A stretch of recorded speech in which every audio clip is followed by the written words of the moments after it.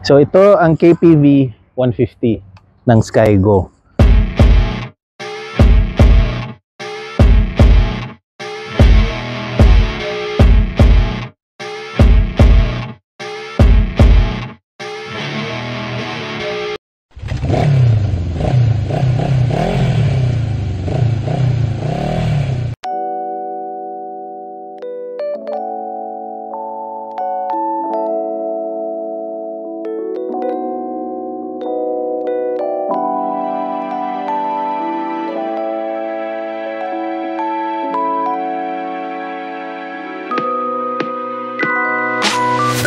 Sa sobrang popular ng mga adventure scooters ngayon, halos kabilaan na kung makita mo siya sa mga kalye natin. Kaya hindi maiwasan na magkaroon na ng konting sawa factor.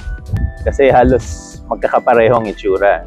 Pero ang maganda dito sa gamit natin ngayon, ito Skygo KPV 150, medyo iniba niya ng konti yung itsura. Iniba niya ng konti yung styling para ma-address naman natin yung konting umay factor. Una, sa halip na yung usual na dual na headlight na medyo ano siya, parang angular yung style. Ang ginawa ng Skygo dito sa KPV, medyo round-ish yung headlight niya, single na round headlight. So, syempre ang styling, it's a matter of preference. Pero ako personally, mas gusto ko ito. Gusto ko yung itsura niya. And also, yung isa pang naiba sa kanya, compared do sa ibang adventure scooters ngayon na nakikita natin, gumagamit siya ng street tires. Hindi yung usual na semi-nubby tires. So, masasabi natin, itong KPV 150 ay may pagka-street biased or street-oriented na adventure scooter. In fact, pwede natin i-argue na para siyang motard na scooter. Kaya masasabi natin ang Skygo KPV 150 ay bagay na bagay dun sa mga city rider na kagaya ko. Na most of the time, nasa urban areas tayo, pero gusto lang natin yung character nung adventure scooter. And syempre, nakakatulong din na malapad at saka malaki 14-inch tires yung gamit niya. So, kahit naman nasa city tayo, malubak na rin. Now, almost 1 month ko nagamit itong KPV 150 ng Skygo. And while nasa akin siya, almost 99% of the time gamit ko sa city. So, may mga napansin ako na nakakatuwa na details at meron din namang kailangan ng konting improvement. Nakatulong itong windscreen sa pag-deflect ng mga ganyang usok. Mostly gagamitin mo talaga to for city commuting. Pero hindi ibig sabihin na boring ang KPV. In fact, maganda yung performance niya. Kaya niya mag-produce. Yung 150cc engine niya, na liquid cooled by the way, kaya mag-produce na 9 kilowatts and 11.5 Newton meters.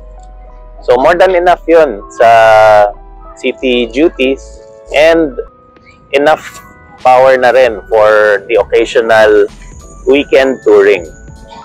In fact, kung makikita mo, nakaset up siya for distance commuting. Meron siya nung adjustable na windscreen. Kompleto siya, yung malapad yung leg shield niya, malapad yung panels para may protection yung rider from the elements. Isang bagay na nagustuhan ko dito sa KPV 150 is the throttle response. Very smooth yung response niya.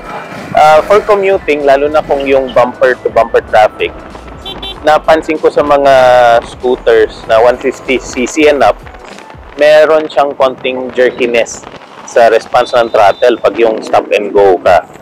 Ang KPV 150, very smooth siya. Kahit biglayin mo yung throttle mo, hindi siya makadyot. And in terms of yung weight naman niya, may timbang siya na 135 kilograms. Mabigat siya on paper. Pero on the road, hindi mo siya ramdam. Maganda yung pagka-position nila ng center of mass. In fact, mababa. Siguro nakatulong yung fuel tank niya na nasa baba. Kaya madali mag-turn ng direction at the same time, very stable siya kung clear naman yung kalye. Very stable siya sa straight line. Medyo malaki siya than your usual scooter, no? Madaling makahanap ng comfortable riding position kahit sa kagaya kong medyo matangkad, 5'11 ako. So, madaling makahanap tayo ng comfortable riding position. Malapad yung upuan, hindi ganun siya masyadong nakataas na mahirapan yung pillion mo. So, kahit madalas ka may kasamang OBR, hindi rin siya mahirapan. Ang issue ko lang dito when it comes to comfort is the ride quality. Matigas talaga yung rear suspension niya. Hindi siya firm, matagtag siya talaga, promise. So, yun yung ako na-complain ko na as solo rider. Pag may angkas ako, nararamdaman din yun na angkas. So, nare-remedyohan ng konti yung pagkatigas ng suspension na pag may angkas ka. Sabi naman ng Skygo, possible naman i-adjust yung suspension pero hindi siya yung madaling i-adjust eh. Si Skygo rin hindi nila nire-recommend na i-adjust kasi maapektuhan yung overall handling ng bike. Pero kung gusto mo talaga siyang i-adjust, I suggest dalhin mo sa professional kasi hindi siya basta-basta. Maganda lang doon, gusto ko yung itsura ng rear suspension niya kasi monoshock as opposed to yung usual na dual shock na nakikita natin sa mga ibang adventure scooters. On the other hand, yun namang front fork, masyado naman siyang malambot for me. On occasion, nararamdaman ko siya nagpo-bottom out. So, kung meron lang tayong konting